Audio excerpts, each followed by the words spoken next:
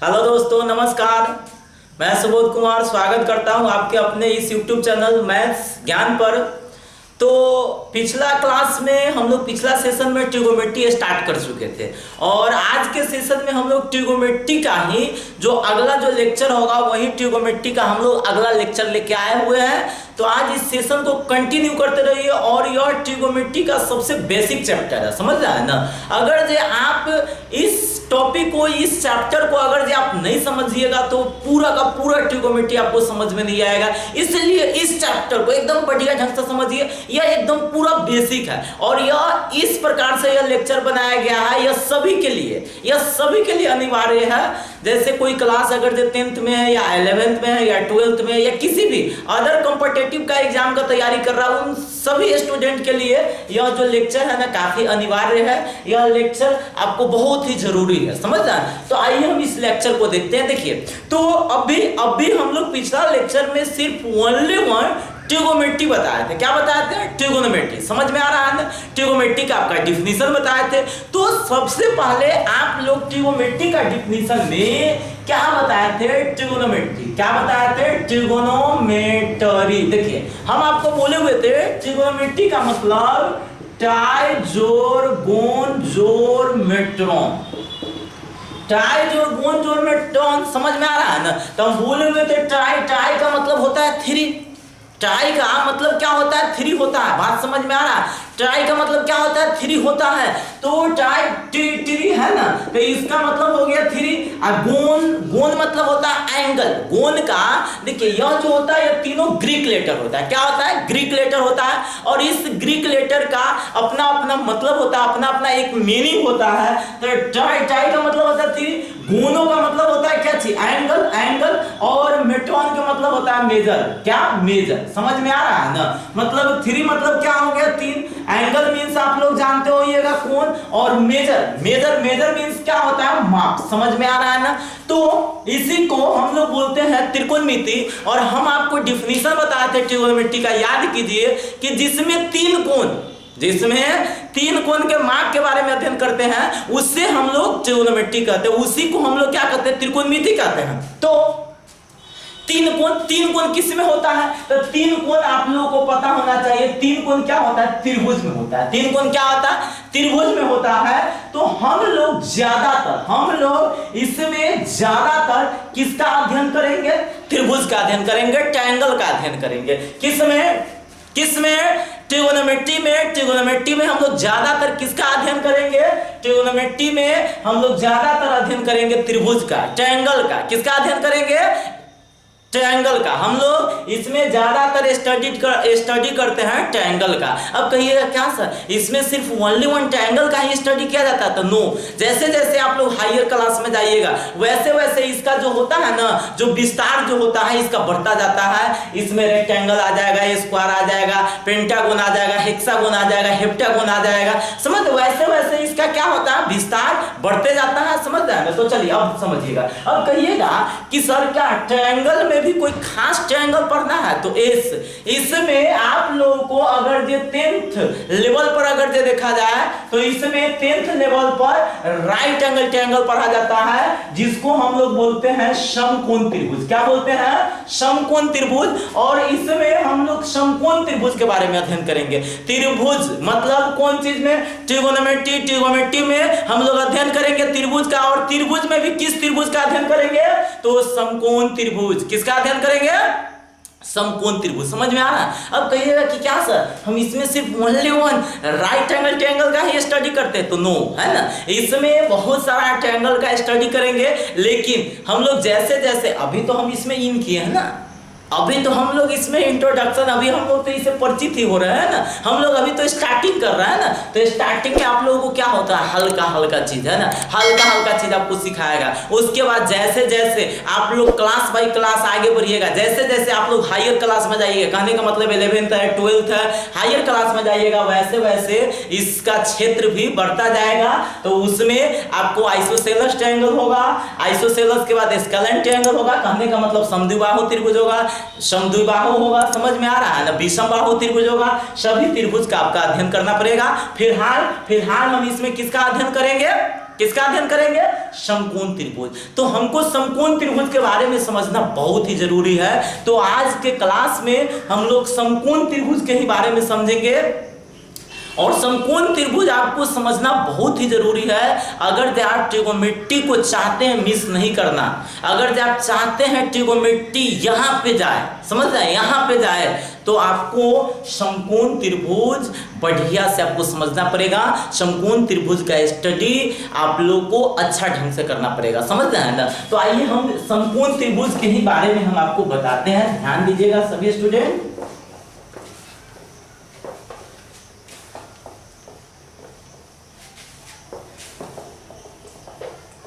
देखिए ध्यान दीजिएगा सभी स्टूडेंट। देखिए हम क्या आपको बोल रहे थे, सबसे पहले आप लोगों को यह जो ट्रायंगल होता है, इस ट्रायंगल का हम लोग नाम देते हैं राइट एंगल ट्रायंगल। क्या देते हैं? Right angle triangle. अब कोई आपसे पूछेगा राइट एंगल ट्रायंगल किसे कहते हैं, समकोण त्रिभुज किसे कहते हैं, तो आपको ये बात याद होना चाहिए। देखिए समकोण त्रिभुज किसे कहते हैं? वैसा त्रिभुज। क्या बोलिएगा? वैसा त्रिभुज जिसका एक कोण 90 डिग्री हो, एक कोण कभी हो 90 डिग्री हो, तो बाकी जो दोनों कोण बचेगा वह जो हो जाएगा, जो क्या हो जाएगा, मतलब 90 डिग्री से कम का होगा। तो जैसे मान लेते हैं ये अगर 90 डिग्री होगा तो इसे हम लोग बोलते हैं समकोण, इसे बोला जाता है समकोण। क्या बोलेंगे? Right angle. क्या बोलेंगे? Right angle. तब बाकी यह जो होगा दोनों एंगल होगा यह 90 डिग्री से छोटा होगा। कितना का होगा ये बात हम नहीं बता सकते हैं, लेकिन ये हम क्लियर कट में उसको बोल सकते हैं कि भाई यह जो दोनों कोण होगा यह 90 डिग्री से कम होगा, अर्थात यह न्यून कोण होगा। यह दोनों कोण क्या होगा? न्यून कोण। न्यून कोण को हम लोग इंग्लिश में बोलते हैं एक्यूट एंगल। क्या बोलते हैं? Acute angle. तो देखिए ध्यान दीजिएगा, जैसे मान लेते हैं हम इसको ए बी सी, तो यह ए बी सी एक ट्रायंगल हो गया। तो यह ABC एक ट्रायंगल हो गया। तो इस ABC में आप लोग देख रहे हैं कोण A का वैल्यू कितना हो गया? 90 डिग्री। कोण B का वैल्यू पता नहीं है, लेकिन यह भी 90 डिग्री से छोटा होगा, और कोण C का वैल्यू भी 90 डिग्री से छोटा होगा।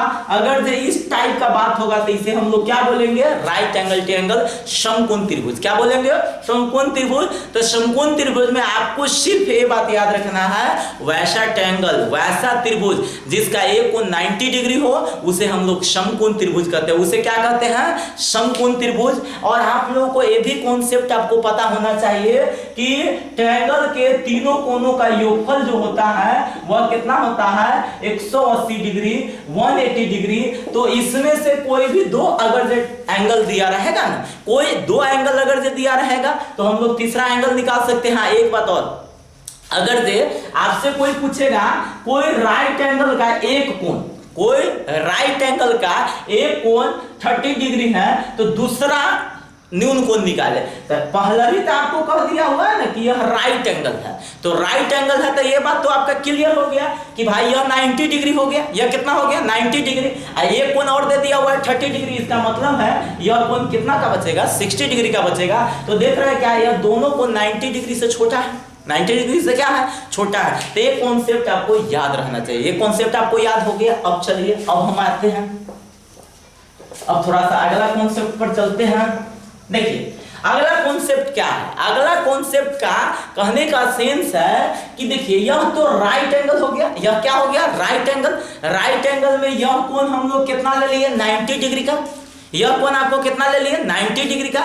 तो यह एंगल जो 90 डिग्री का ले लिए है, तो अब हमको तो ये समझना है कि भाई इसमें लंब कोण होता है, आधार कोण होता है और कर्ण कोण होता है, जिसको आप लोग परपेंडिकुलर, बेस और हाइपोटेनस के बारे में जानते होइएगा। देखिए अगर से जानते हैं तो और अच्छी बात है, नहीं जानते तो आज सीख लीजिए, ये सीखना आपको बहुत जरूरी है। अब देखिए तो क्या होता है कि इसमें यह राइट एंगल है, तो राइट एंगल के सामने वाला जो भुजा होता है, जो साइड होता है, उसे हम लोग बोलते हैं कर्ण। क्या बोलते हैं? कर्ण। कर्ण को हम लोग इंग्लिश में बोलते हैं हाइपोटेनस। क्या बोलते हैं? हाइपोटेनस। कर्ण, कर्ण को इंग्लिश में क्या बोला जाता है? हाइपोटेनस। अब देखिए यह कर्ण हमेशा फिक्स रहता है, ये बात आपको याद रखना है। यह कर्ण हमेशा क्या रहता है? फिक्स रहता है। अब क्या होता है कि जैसे मान लेते हैं कि एक्यूट एंगल, इसके अलावा मतलब 90 डिग्री के सामने वाला बाद दो एंगल बचा, दो एंगल, एगो बचा B और एगो बचा C। तो अगर जो B एंगल के लिए, कौन एंगल के लिए? बी एंगल के लिए अगर जो कोई अगर जो पूछेगा तो ये आपका हो जाएगा लंब। बी एंगल के लिए ये आपका क्या हो जाएगा? लंब। लंब को हम लोग इंग्लिश में बोलते हैं परपेंडिकुलर। परपेंडिकुलर याद रखिएगा। लंब को इंग्लिश में क्या बोला जाता है? परपेंडिकुलर। क्या बोला जाता है? परपेंडिकुलर। ध्यान दीजिएगा, लंब को हम लोग इंग्लिश में क्या बोलते हैं? परपेंडिकुलर। क्या बोलते हैं? परपेंडिकुलर। और देखिए कर्ण हो गया, लंब हो गया, अब जो बच गया इसको बोला जाता है बेस। बेस को हम लोग हिंदी में क्या बोलते हैं? आधार। कहिएगा क्या सर यह हमेशा बेस ही रहेगा? तो नो, यह हमेशा बेस का काम नहीं करेगा। यह बेस का काम तभी करेगा जब इस एंगल के बारे में पूछा जाए, इस एंगल के अकॉर्डिंग लिया जाए। कहिएगा कि सर क्या बेस चेंज भी होता है? तो इस बेस और परपेंडिकुलर यह चेंज होते रहता है। और चेंज किसके अकॉर्डिंग होता है? एंगल के अकॉर्डिंग। चेंज किसके अकॉर्डिंग होता है? एंगल के अकॉर्डिंग। अब जैसे मान लेते हैं यहाँ पे हम एक ट्रायंगल बना लिए। क्या बना लिए? यहाँ पे एक ट्रायंगल बना लिए, यहाँ पे 90 डिग्री ले लिए, समझ रहे हैं ना। अब यहाँ पे एगो हो गया एंगल ए, चलिए ए को हम लोग थीटा मान लेते हैं और इसको बोला जाता है फाई। क्या बोला जाता है? फाई। या एंगल का सिंबल थोड़ा सा एक दो याद रखिएगा। तो 90 डिग्री वाला जो सामने वाला जो भुजा होगा यह हो जाएगा हाइपोटेनस। और अगर जे थीटा के लिए, अगर जे देखिए समझिएगा, इसका हम लोग नाम दे देते हैं ए बी सी। समझ में आ रहा है ना? अगर जे आपसे पूछेगा for angle theta, for angle theta मतलब कोण थीटा के लिए, क्या? कोण थीटा के लिए। अगर जे कोण थीटा के लिए आपसे पूछा जाएगा तो थीटा के सामने वाला भुजा को परपेंडिकुलर, थीटा के सामने वाला भुजा को परपेंडिकुलर कहने का मतलब AC आपका P हो जाएगा, है ना। और 90 डिग्री वाला सामने हमेशा कर्ण होता है, तो ये आपका जो BC होगा, जो BC हो जाएगा वह H हो जाएगा, मतलब कर्ण हो जाएगा। और बच गया जो AB जो बच गया यह आपका क्या हो जाएगा? बेस हो जाएगा, मतलब यह आधार हो जाएगा। अगर जो बाई चांस अगर जो इसी तरह से अगर जो आपसे पूछता for angle phi, for angle phi, phi कोण के लिए, कौन के लिए? फाई कोण के लिए। तब फाई कोण के लिए आपको क्या समझना पड़ेगा कि भाई अब जो फाई के सामने वाला जो भुजा है वह आपका परपेंडिकुलर होगा, अर्थात AB जो होगा यहाँ पे परपेंडिकुलर होगा। देखिए यहाँ पे AB बेस था, बट अगर जो एंगल फाई को लिया जाए तो यहाँ पे जो AB होगा वह परपेंडिकुलर हो जाएगा। ये तो हमेशा कर्ण होगा ही, BC हमेशा कर्ण होगा ही। अब बट जो यह बच जाएगा, जो AC जो बच जाएगा यह आपका बेस हो जाएगा। तो ये कॉन्सेप्ट आप लोग दिमाग में रखिए, इस कॉन्सेप्ट का ज्यादा यूज होता है। और हम आपको शुरू में नहीं बोले हैं कि अगर आपको सेशन अच्छा लगेगा तो इसे लाइक कीजिए, फलना जो हो, नहीं हम बोले हैं। आप पहले वीडियो को अंत तक देख लीजिए। अगर जो आपको वीडियो लगेगा कि यह मेरे काम का है, अगर जो आपको लगेगा वीडियो यह स्टूडेंट के काम के लिए है, तो प्लीज़ इसको लाइक जरूर कर दीजिएगा। और जो भी आपको कमी लगे या जो भी आपको डाउट होगा उसको कमेंट बॉक्स में जाके जरूर कमेंट कीजिए। और अभी अगर मेरे चैनल पे आप नए हैं तो रेड कलर के बटन को दबा करके जरूर इसको सब्सक्राइब कर दीजिए। इस चैनल पे आपको काम के अकॉर्डिंग आपका जो भी ट्रिगोनोमेट्री होगा, जो भी 9th होगा, क्लास 10th होगा, 11th होगा, 12th होगा, सारा का वीडियो इस पर अपलोड होता है। तो आप लोग इस चैनल को सब्सक्राइब जरूर कर दीजिए, आप लोग इस चैनल के मेंबर जरूर बन जाइए। चलिए देखिए ध्यान दीजिएगा। तो इतना तक तो समझ में आ गया। अब हम एक बहुत ही इंपॉर्टेंट बारे में चर्चा करते हैं, इसको दिमाग में रखिएगा एकदम।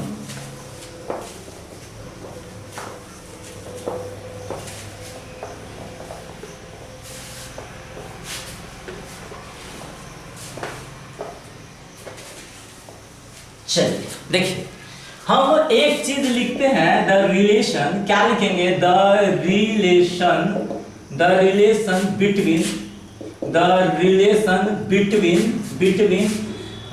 P, B, H, है ना। P, B and H। इसका मतलब हो गया P, B तथा H में संबंध। क्या हो गया? संबंध। देखिए संबंध क्या होता है इसके बारे में भी आपको बताएंगे, समझते हैं ना। पहले आप समझिए, देखिए द रिलेशन मतलब संबंध between P, B and H। P मतलब परपेंडिकुलर, याद रखिएगा सभी स्टूडेंट, है ना। P मतलब परपेंडिकुलर, P मतलब क्या होता है परपेंडिकुलर, B मतलब बेस, H मतलब हाइपोटेनस। नहीं समझ में आ रहा है? नहीं समझ में आएगा तो आप लोग कमेंट जरूर कीजिए। जो भी किसी भी तरह का अगर आपको प्रॉब्लम होता है तो आप अभी कमेंट बॉक्स में जाइए और कमेंट कीजिए, है ना। अगर जो आपको समझ में आता है तो आप लोग एक करना मत भूलिएगा, समझ रहे हैं ना। जरूर आप लोग लाइक कर दीजिएगा इसको। देखिए समझिएगा, पी मतलब परपेंडिकुलर। देखिए बहुत सारा स्टूडेंट बोलते रहते हैं कमेंट करके कि सर हमको ट्रिगोनोमेट्री का फॉर्मूला याद नहीं होता, ट्रिगोनोमेट्री का फॉर्मूला याद नहीं होता, कोई ट्रिक बताइए, कोई ट्रिक बताइए। हम आपको बता देते हैं कि अगर आप मेरे चैनल पे, अगर जो आप मेरे चैनल पर जो भी वीडियो अपलोड होता है, अगर जो उसको आप देख लीजिए, अगर जो आपको ट्रिगोनोमेट्री का फॉर्मूला नहीं याद होगा, ट्रिगोनोमेट्री का फॉर्मूला आपको ज्यादा रटने का अगर जरूरत पड़ेगा तब फिर हमको कहिएगा, समझ रहे हैं ना। आपको सेशन बाय सेशन करते रहिए, आपका ट्रिगोनोमेट्री का फॉर्मूला सीधा डायरेक्ट यहाँ पे बस जाएगा, डायरेक्ट यहाँ पे सेट हो जाएगा, आपका सेव हो जाएगा। जिस तरह से मेमोरी में सेव होता है कोई डाटा, उसी तरह से आपके यहाँ पे सेव हो जाएगा। आप लोग कंटिन्यू सिर्फ बने रहिए सेशन पे। अब देखिए समझिए, पी मतलब परपेंडिकुलर। हाँ, थोड़ा सा मेरे साथ साथ आप लोग रिपीट करते चलिएगा, ठीक है, क्योंकि फॉर्मूला रिपीट करते चलिएगा। जितना आप लोग रिपीट कीजिएगा उतना आप लोगों का मेमोरी ज्यादा कैच करेगा, इसलिए आप मेरे साथ रिपीट जो होता है हाँ भरते रहिएगा, समझ रहे हैं ना। देखिए हम क्या बोले हैं, पी मतलब परपेंडिकुलर, पी मतलब परपेंडिकुलर, बी मतलब बेस और एच मतलब हाइपोटेनस, एच मतलब हाइपोटेनस, एच मतलब हाइपोटेनस। पी मतलब परपेंडिकुलर, बी मतलब बेस और एच मतलब हाइपोटेनस, हाइपोटेनस। अब कहिएगा कि सर ये क्या लिख दिए हैं, तो समझा रहे हैं, समझिए। परपेंडिकुलर, बेस और हाइपोटेनस में संबंध बताना है। कहिएगा कि सर संबंध क्या होता है, तो संबंध के बारे में आप लोग हायर क्लास में जाइएगा, हम आपको संबंध के बारे में सिर्फ ये बात बता देते। जैसे आप लोग कभी कभी सुने होइएगा कि y का वैल्यू 2x के बराबर है, इसका मतलब होता है y का वैल्यू दुगुना है। तो इसमें x और y में क्या हो गया, रिलेशन हो गया। इसे हम लोग मैथमेटिकल रिलेशन बोलते हैं। इसको हायर क्लास में जाइएगा तो पढ़िएगा। जैसे मान लेते हैं p बराबर 3 हो गया, h बराबर क्या हो गया 2 हो गया, है ना, समझ में आ रहा है। तो हम लोग p square plus h square करेंगे तो p का वैल्यू कितना हो गया 3 तिया 9 और h का वैल्यू कितना हो जाएगा 4। तो p square plus h square का वैल्यू कितना हो गया 13। ये p और h में रिलेशन हो गया। जब कोई भी दो चीज का जो वैल्यू होता है अगर ये दिया रहता है तो उस दोनों के बीच में हम लोग क्या बोलते हैं, रिलेशन बोलते हैं। और आज हम लोग को इस तीनों के बीच में रिलेशन निकालना है। किसके बीच में रिलेशन निकालना है, पी बी और एच। क्या है, पी बी और एच। देखिए हम आपको सेशन थोड़ा सा धीरे धीरे ले चलेंगे, हम आपको डिटेल से बताते चलेंगे। हम आपको दूसरे यूट्यूबर की तरह हम आपको शॉर्टकट में नहीं बताएंगे, दूसरे टीचर की तरह हम आपको शॉर्टकट में नहीं बताएंगे, हम लॉन्ग में ले चलेंगे। लेकिन आप लॉन्ग में पढ़िएगा, आपका पूरा दिमाग में सेट हो जाएगा, आपको अलग से पढ़ने का कोई जरूरत नहीं पड़ेगा। आप ऑफलाइन क्लास कीजिए या नहीं कीजिए, सिर्फ ऑनलाइन क्लास भी करते रहिएगा तो आपका पूरा का पूरा आपका ट्रिगोनोमेट्री तैयार हो जाएगा। चलिए आइए, तो हम फिर से आपको एक ट्रायंगल बताते हैं और इस ट्रायंगल का नाम हम आपको बता चुके हैं। इसका नाम ABC, इसको राइट एंगल बोलते हैं। और यहाँ पे हम लोग ले लेते हैं एंगल थीटा। क्या ले लेते हैं, थीटा। तो देखिए ध्यान दीजिएगा, एक आप लोग नाम सुने होइएगा जिसका नाम होता है पाइथागोरस थ्योरम। क्या होता है, पाइथागोरस थ्योरम।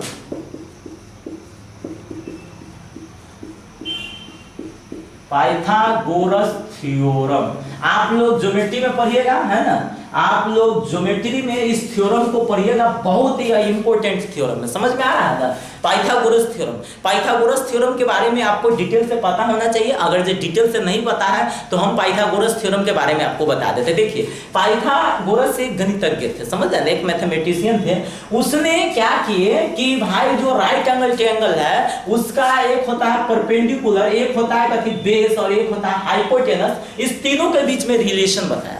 रिलेशन क्या बताया कि जो कर्ण का जो स्क्वायर होगा, किसका स्क्वायर होगा, जो कर्ण का स्क्वायर होगा, जो कर्ण का वर्ग होगा, वह बाकी दो भुजाओं के वर्गों के योगफल के बराबर होता है। जो कर्ण का वर्ग होगा, किसका वर्ग होगा, कर्ण का जो वर्ग होगा जो बाकी दो भुजाओं के वर्गों का योगफल के बराबर होगा। अर्थात कर्ण का स्क्वायर बराबर हो जाएगा आपका कितना का स्क्वायर, यानी लंब का स्क्वायर लंब का स्क्वायर प्लस में आधार का स्क्वायर, समझ रहा है ना। मतलब कर्ण का स्क्वायर बराबर क्या होता है, लंब का स्क्वायर जोड़ आधार स्क्वायर, यही होता है पाइथागोरस थ्योरम। अगर कोई आपसे पूछेगा पाइथागोरस थ्योरम का स्टेटमेंट बताइए, पाइथागोरस थ्योरम का क्या बताइए, स्टेटमेंट बताइए, तो स्टेटमेंट आप बोलिएगा कि किसी समकोण त्रिभुज में, क्या किसी समकोण त्रिभुज में कर्ण का वर्ग अन्य दो भुजाओं के वर्गों का योगफल के बराबर होता है। कर्ण का वर्ग किसका वर्ग, कर्ण का वर्ग किसका वर्ग, कर्ण का वर्ग अन्य दो भुजाओं के वर्गों का योगफल के बराबर होता है, अर्थात एच स्क्वायर जोड़ P square plus B square.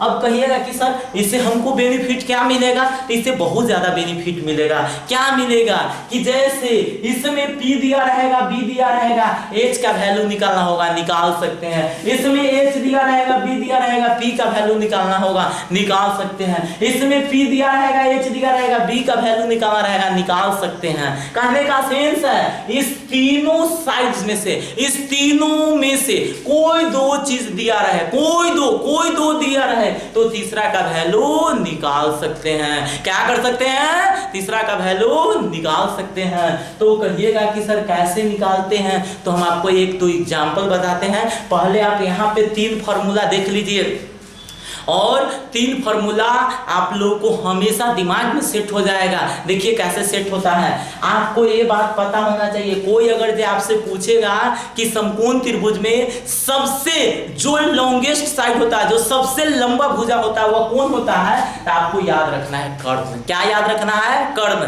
समकोण त्रिभुज का सबसे बड़ा भुजा क्या होता है, कर्ण होता है। समकोण त्रिभुज का सबसे बड़ा भुजा क्या होता है, कर्ण होता है। और कहिएगा क्या सर इसमें से भी कोई कंडीशन है, तो नो, कभी p बड़ा हो सकता है तो कभी b बड़ा हो सकता है, इसमें कोई कंडीशन नहीं है। लेकिन ये कंडीशन है कि h सबसे बड़ा होगा।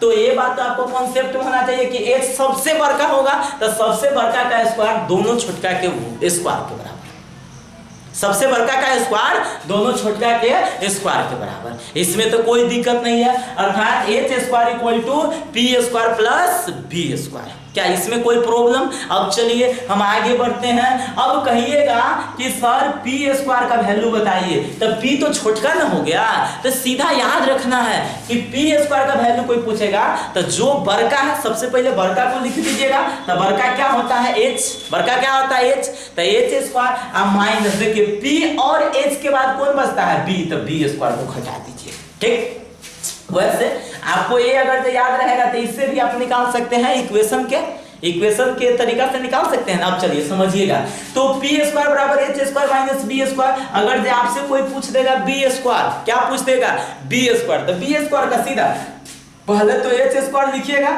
अब देखिए बी हो गया, एच हो गया, तो भाई इसके अलावा क्या है, पी स्क्वायर। समझ में आ रहा है ना, बहुत ही आपका आसानी से याद हो जाएगा। फिर से एक बार आपको समझना पड़ेगा, फिर एक बार समझ लीजिए हम क्या बोले हैं, पी बी एच। देखिए क्या होता है कि बहुत सारा जो स्टूडेंट होता है उसको जल्दी अब फॉर्मूला याद नहीं हो पाता है ना। और कुछ स्टूडेंट है जिसको याद होगा तो बोलेंगे कि सर कितना बार रिपीट करते हैं, तो सबको मैनेज करके चलिए, ठीक है।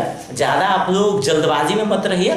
किसी लेक्चर को अगर आप लोग देखते हैं तो थोड़ा सा धैर्य से देखिए, है ना, जल्दबाजी मत रहिए। देखिए हम क्या बोले, पी बी एच में सबसे बड़का एच, सबसे बड़का एच का फॉर्मूला दोनों छोटका के स्क्वायर, तो P square plus B square. समझ में आ रहा है। फिर कोई पूछेगा पी स्क्वायर बराबर क्या, पी स्क्वायर, तो पी स्क्वायर तो छोटका होता है, तो बोले तो छोटका का वैल्यू निकालना रहेगा, तो बड़का माइनस छोटका, बड़का कौन है, एच, तो एच स्क्वायर। अब पी स्क्वायर का तो वैल्यू निकाल ही रहे हैं, तो भाई पी और एच के अलावा क्या बचता है, बी, तो बी स्क्वायर। अगर कोई पूछेगा सर बी स्क्वायर बराबर बताइए, आप बी स्क्वायर का वैल्यू बताइए, तो बी स्क्वायर है ना, क्या है, बी स्क्वायर है, तो सबसे बड़का एच स्क्वायर। अब इस दोनों के अलावा कौन बचा, पी, तो पी स्क्वायर घटा दीजिए। समझ में आया। तो चलिए आज के सेशन में हम लोग अब अंतिम की तरफ चल रहे हैं, तो ध्यान दीजिएगा सभी स्टूडेंट।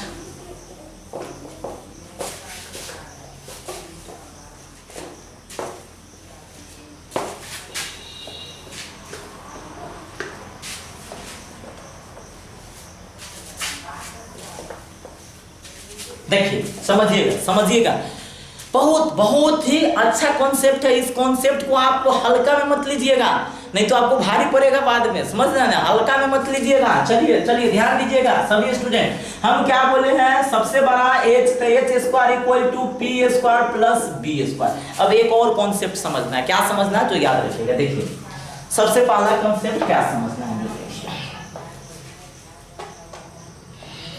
देखिए अगला कॉन्सेप्ट क्या समझना है जो ध्यान दीजिएगा सभी स्टूडेंट।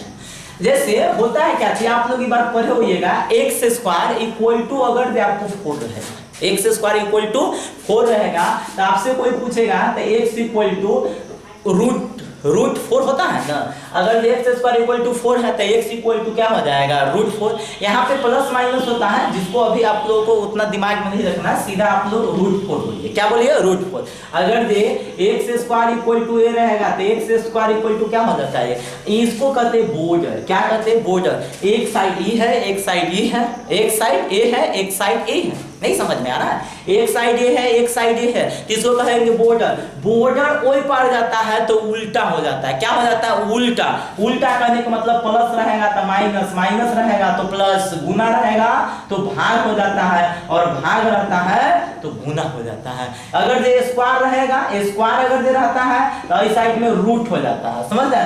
अगर इधर रूट रहेगा तो इस साइड में क्या हो जाता है, स्क्वायर हो जाता है। ये बात आपको दिमाग में रखना है। तो देखिए ध्यान दीजिएगा सभी स्टूडेंट, देखिए क्या ध्यान देना है जो समझिए कि भाई H square equal to P square plus B square. H square equal to P square plus B square है। कोई अगर आपसे पूछ दे एच बराबर, तो एच बराबर क्या लिखेगा, root under P square plus B square. आपको फॉर्मूला याद रखना है। आपको क्या रखना है, ये सारा का सारा फॉर्मूला याद रखना है, कॉन्सेप्ट में रखना है, दिमाग में सेट कर लीजिए इस सबको। अब चलिए आगे बढ़ते हैं। फिर हम बोले कोई आपसे पूछेगा पी स्क्वायर बराबर, क्या पूछेगा, पी स्क्वायर। तो पहले तो आप ये समझिए ना, पी स्क्वायर आपसे पूछ रहा है, क्या पूछ रहा है, पी स्क्वायर। तो पी स्क्वायर निकालने के लिए हम बोले थे सबसे, पी तो छोटका ना होता है, सबसे बड़का तो इसमें एच होता है ना। तो भाई छोटका का वैल्यू निकाल लेते हैं, बड़का में से छोटका घटाइए। तो सबसे बड़का क्या, H square. H square P हो गया, एच हो गया, तो क्या घटेगा, बी स्क्वायर। इसीलिए आपसे कोई पूछेगा पी बराबर तो root under H square minus B square. क्या कोई प्रॉब्लम। अब आगे बढ़िए। अब कोई आपसे पूछेगा बी स्क्वायर बराबर, क्या से पूछेगा, बी स्क्वायर बराबर। तो बी स्क्वायर बराबर क्या होता है, फॉर्मूला एच स्क्वायर, क्या बड़का, सबसे बड़का, और सबसे बड़का में से घट जाएगा। क्या क्या घटेगा भाई, बी हो गया, एच हो गया, तो क्या घटेगा, पी स्क्वायर। इसीलिए आप लोग लिखिएगा बी बराबर, तो बी बराबर root under H square minus P square. क्या समझ में आया। और समझ में आया तो आपको एक लाइक करना जरूरी है, लाइक कर दीजिए इसको। समझ में अगर आपको आ रहा है तो इसको लाइक कर दीजिए। अब चलिए, तो आज के सेशन में हम आपको सिर्फ, आपको कुछ नहीं करना है, आपको यह तीनों फॉर्मूला याद रखना है कि सर सबसे बड़का होता है एच, सबसे बड़का होता है एच, पी एच, मतलब एच सबसे बड़ा होता है, पी और एच छोटा होता है, ये बात याद रखना है। तो सबसे बड़का तो दोनों छोटका के स्क्वायर, अगर जो छोटका निकालना होगा तो सबसे बड़का में से अदर घटा दीजिएगा, समझ रहे हैं ना। तो इसी कॉन्सेप्ट के आधार पर आपको यह तीनों फार्मूला, वैसे फार्मूला तो 6 है लेकिन आपको 3 फार्मूला याद रहेगा तो बाकी 6 फार्मूला अपने याद हो जाएगा, ठीक है। और वैसे हम तो कहते हैं इसको याद करने का जरूरत नहीं है, बस आप 1-2 बार कॉन्सेप्ट बनाइएगा। इससे हम अगला लेक्चर में इस पर कुछ एग्जाम्पल देंगे, उस एग्जाम्पल को आप समझिएगा। हम आपको एक वादा करते हैं कि आपको फॉर्मूला याद हो जाएगा, ठीक है। तो आज के सेशन में इतना ही, फिर हम लोग मिलते हैं अगले टॉपिक के साथ अगले दिन। तब तक आप लोग बने रहिए मैथ्स ज्ञान के साथ। धन्यवाद।